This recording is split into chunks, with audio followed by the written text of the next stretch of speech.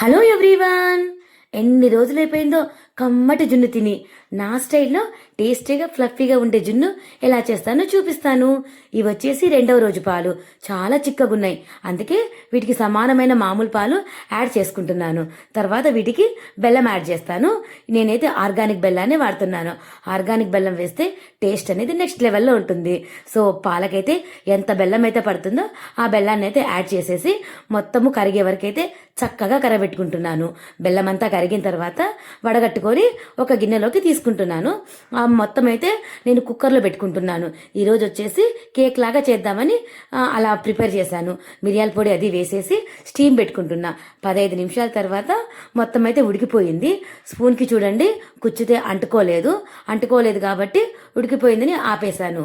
మొత్తం జున్నంతా చల్లారిన తర్వాత ఇంకా కప్పులోకి తీసుకొని టేస్ట్ చేసే టైం అయిపోయింది.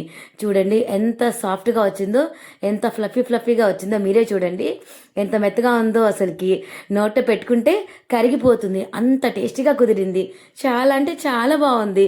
సో నాకైతే బాగా నచ్చింది ఈ జున్ను. నచ్చిందా మీకు? నచ్చితే లైక్ చేయండి. Thank you.